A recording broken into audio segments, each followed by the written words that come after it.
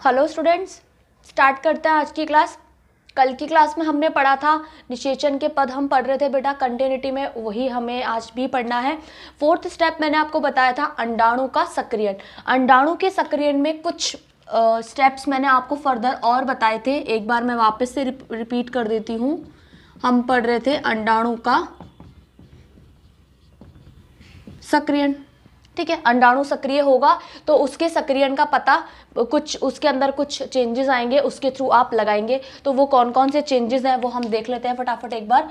पहला था रंग में परिवर्तन, रंग में परिवर्तन, ठीक है, कल हम देख चुके हैं। दूसरा था निषेचन शंकु का निर्माण, निषेचन शंकु का निर्माण।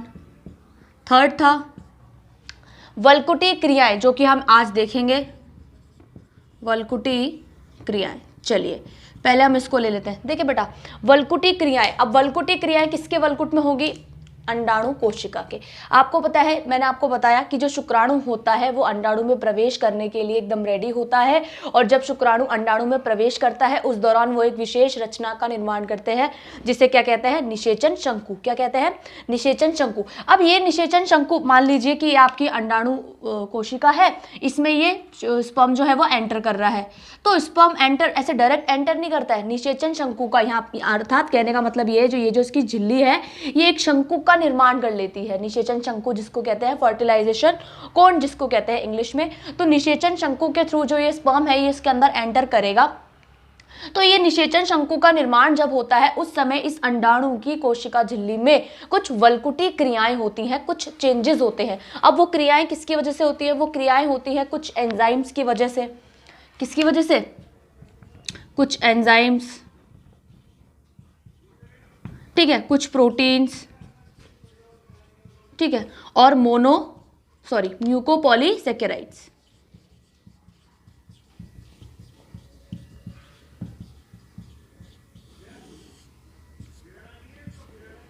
ठीक है। तो ये सब क्या करते हैं? ये इन वल्कुटी क्रियाओं को, यानी कि इसके वल्कुट को अलाउड करते हैं कि ये जो है वो स्पर्म को अंदर एंटर होने दे। निषेचन शंकु का निर्माण और वल्कुटी क्रियाएं दोनों ही एक दूसरे से कोरिलेटेड है, अर्थात दोनों ही जरूरी हैं। तो वल्कुटी क्रियाएं मतलब ये इनमें कुछ चेंजेस आते हैं जिसकी वजह से ये जो वल्कुट होता है ये निषेचन शंकु के द्वारा स्पर्म को अंदर एंट्री देने के लिए अलाउड करता है। चलिए नेक्स्ट जो आपका स्टेप है, जो लास्ट बचता है अंडाणु के सक्रियण में, वो आपका फोर्थ स्टेप है उपापचयी क्रियाएं। उपापचयी क्रियाएं। अब ये उपापचयी क्रियाएं क्यों होंगी? देखिए बेटा अंडाणु पहले तो स्वयं था, फिर उसमें शुक्राणु ने प्रवेश किया है। अब जब शुक्राणु ने उसमें प्रवेश किया है तो इस अंडाणु के पास में डबल जो मटेरियल था वो डबल हो गया, कि खुद का स्वयं का तो था ही, शुक्राणु का भी। तो इसमें क्योंकि इसमें कुछ चेंजेस आए, इसमें कुछ वेरिएशंस आए, उन वेरिएशंस की वजह से इसके अंदर कुछ मेटाबॉलिक एक्टिविटी होती है, कुछ उपापचयी क्रियाएं होती हैं। उन उपापचयी क्रियाओं के दौरान कुछ ऐसे चेंजेस होते हैं जो देखे जाते हैं। फटाफट से हम देख लेते हैं कि वो चेंजेस क्या होते हैं। तो हमारा नेक्स्ट जो हमारा है वो है उपापचयी क्रियाएं, ठीक है। थोड़ा सा इसको मैं ऊपर लिख देती हूं, उपापचयी क्रियाएं, ठीक है।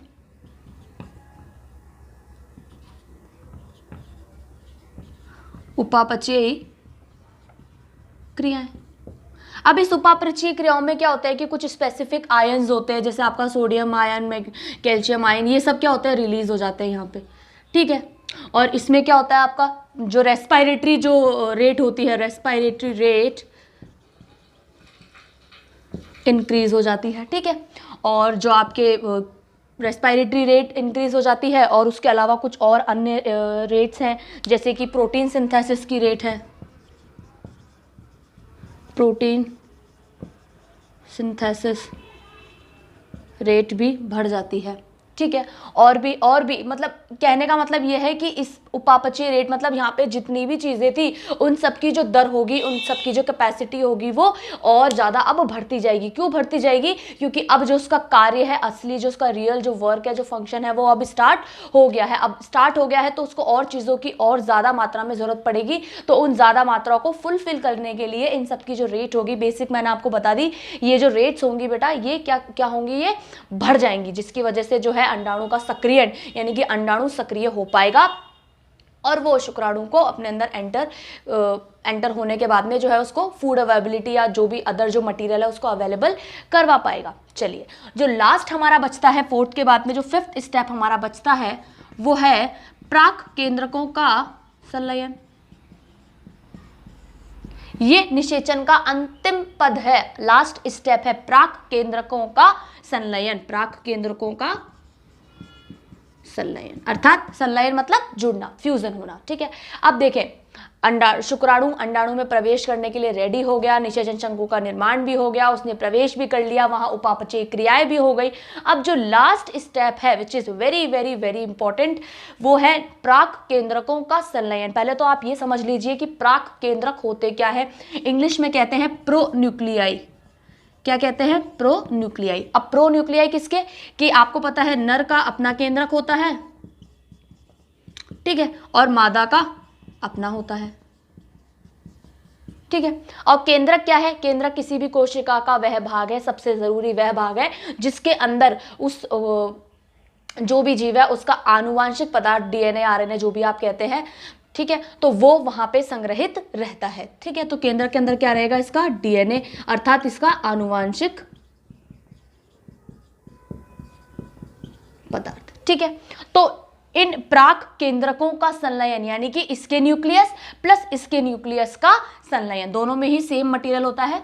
ठीक है, इन दोनों का संलयन। अब ये संलयन क्यों जरूरी है? ये संलयन इसलिए जरूरी है ताकि बनने वाली जो नवसंतति है वे अपने माता तथा पिता दोनों के लक्षणों को प्रदर्शित कर पाए। क्लोनिंग थोड़ी ना पढ़ रहे हैं हम, क्लोन थोड़ी ना पढ़ रहे हैं कि same to same xerox copy बनाएंगे, हम पढ़ रहे हैं फर्टिलाइजेशन। तो फर्टिलाइजेशन से जो एम्ब्रियो का डेवलपमेंट होता है वो एम्ब्रियो जो होता है अपने माता व पिता या जो उसके आगे भी जो पीढ़ी होती है उनसे रिजेम्बलेंस यानी कि उनसे जो होता है उनसे रिजेम्बल करता है, उनसे कहीं ना कहीं अपनी पहचान जो है शो करता है। ठीक है, तो ये किस वजह से पॉसिबल है? ये इस वजह से पॉसिबल है क्योंकि जो उसका अंतिम स्टेप है वो है नर के प्राक केंद्रकों का संलयन अर्थात नर व मादा के केंद्रकों का संलयन। और नर व मादा के केंद्रकों का जब संलयन हो जाता है तभी वह निषेचन की जो प्रक्रिया होती है वह पूर्ण मानी जाती है। अर्थात जो बनने वाला युग्मनज है, जो बनने वाला जाइगोट है, वो दोनों के ही जो कैरेक्टर्स हैं उनको शो करेगा। ठीक है, दोनों के कैरेक्टर्स को वो शो करेगा क्योंकि उसके अंदर दोनों का जो जेनेटिक मटेरियल है वो अवेलेबल है। ठीक है, तो ये तो हो गया हमारा entire procedure of fertilisation.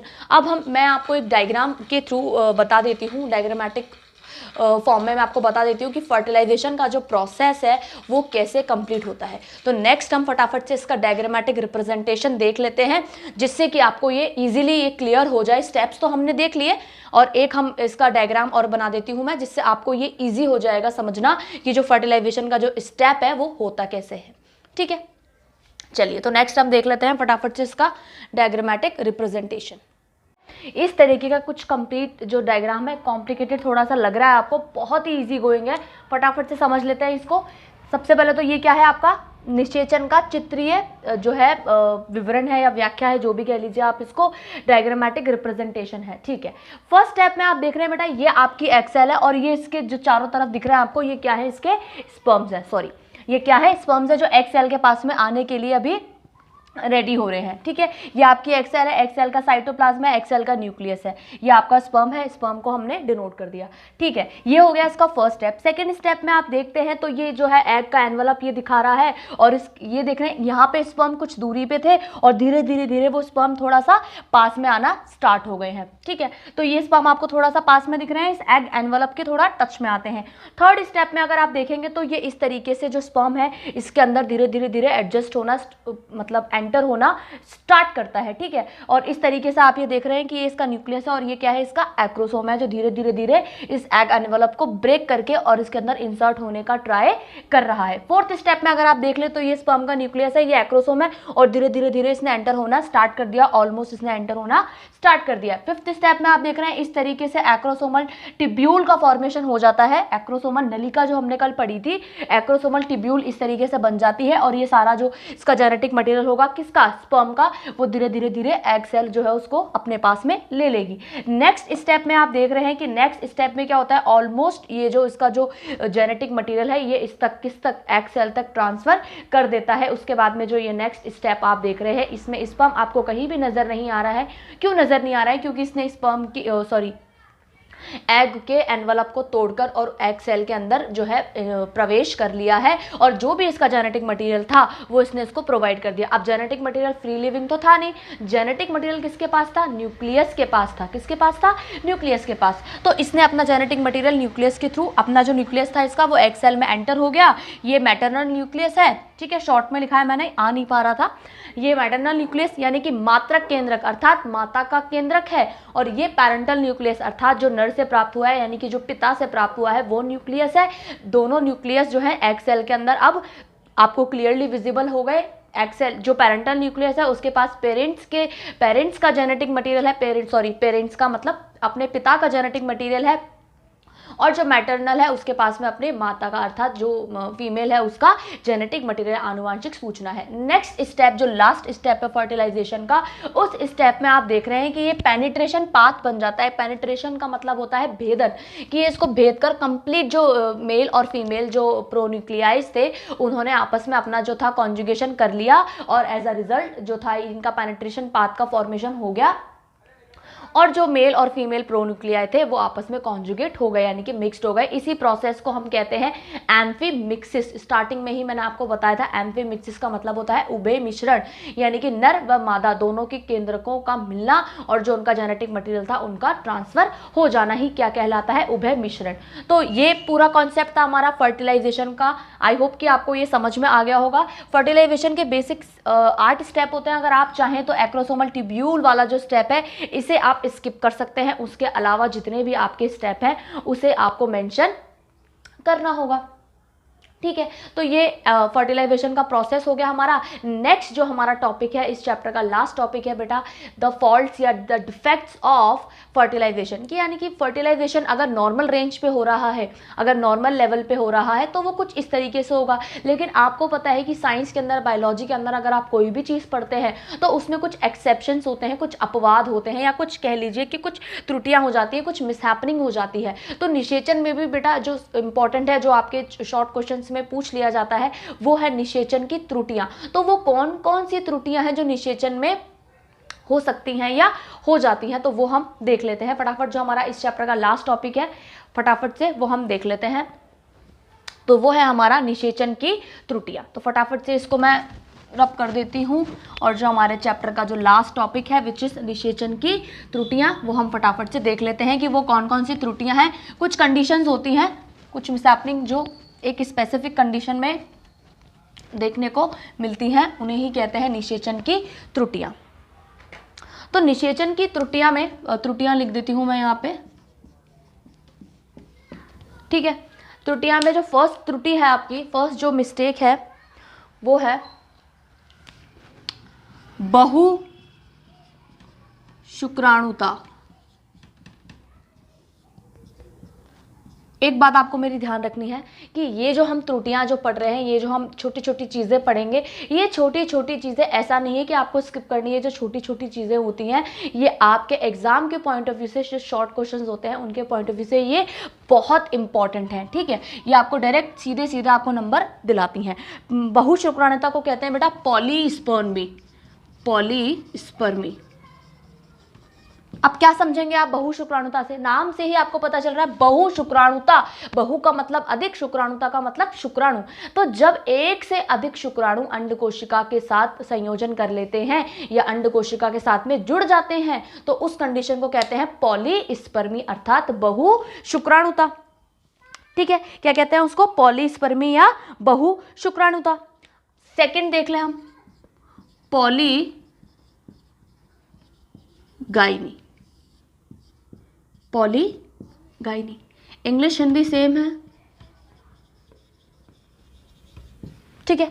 Poly का मतलब बहुत सारे, और गायनी, गायनी का मतलब होता है जब हम फीमेल की बात कर रहे होते हैं तो, ठीक है। तो ये वो कंडीशन है, इस कंडीशन में क्या होता है, एक से अधिक मादा युग्मकों का संलयन हो जाता है, एक से अधिक मादा केंद्रकों का, यानी मादा प्राक केंद्रक फीमेल जो प्रोन्यूक्लियाई होते हैं उनका फ्यूजन जो होता है वो यहाँ पे एक से अधिक का हो जाता है। तो इस अवस्था में इसे क्या कह देते हैं, पॉलीगाइनी। क्या कह देते हैं, पॉलीगाइनी।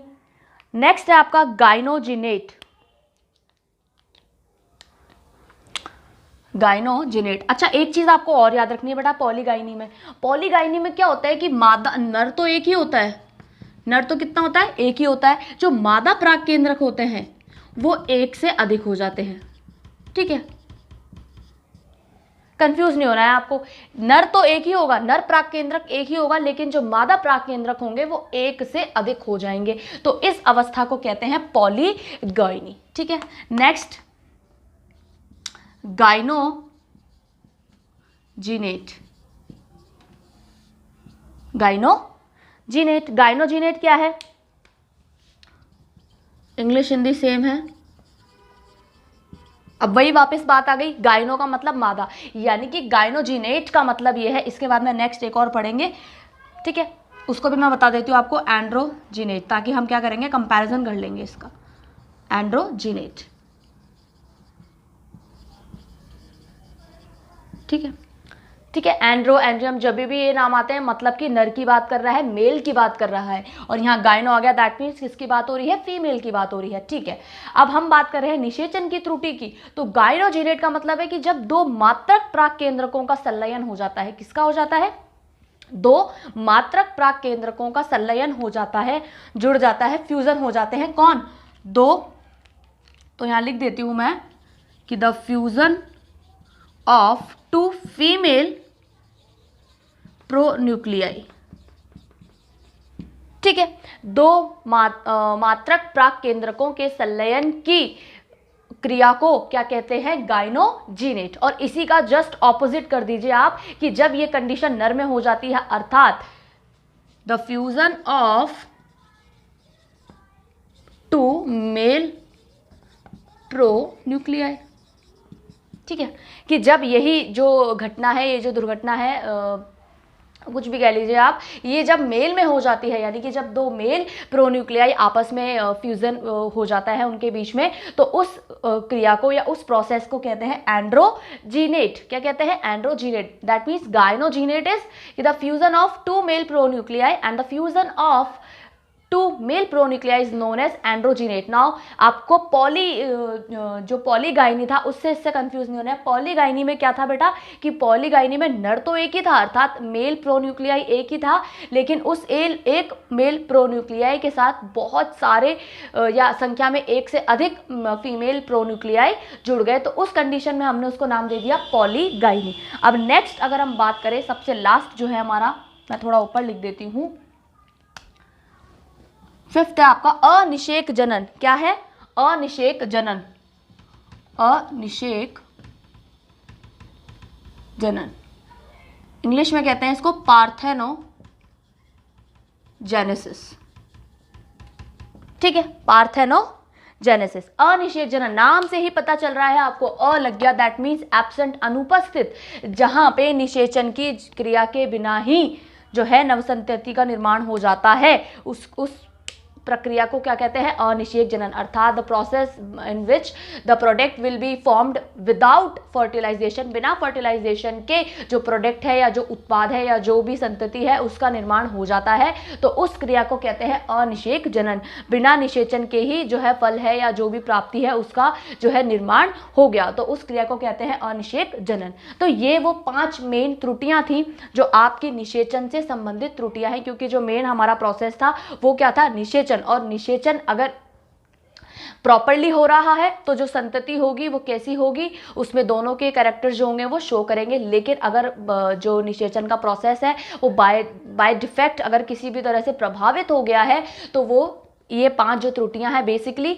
ये 5 त्रुटियां वो शो करेगा। ये 5 त्रुटियां आपके लिए इसलिए इंपॉर्टेंट है क्योंकि आपके छोटे छोटे जो क्वेश्चंस होते हैं उनको कवर अप करती हैं। ठीक है, अब निषेचन के महत्व की बात कर लें आप। लास्ट जो आपके चैप्टर में टॉपिक बच रहा है वो है निषेचन का महत्व। तो निषेचन का महत्व आप समझ गए कि निषेचन क्यों महत्वपूर्ण है। निषेचन नव संतति की उत्पत्ति के लिए या नई जो जनरेशन है उसके फॉर्मेशन के लिए ज़रूरी है।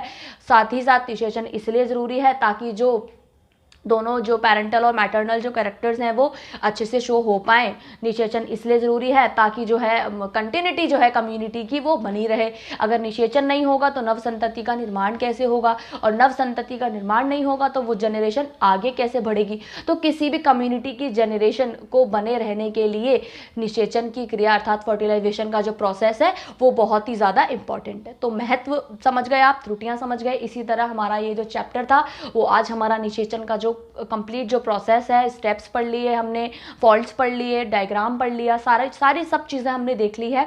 तो आई होप कि आपको ये सब समझ में आ गया होगा। नेक्स्ट जो हमारा चैप्टर है वो हम स्टार्ट करेंगे क्लीवेज।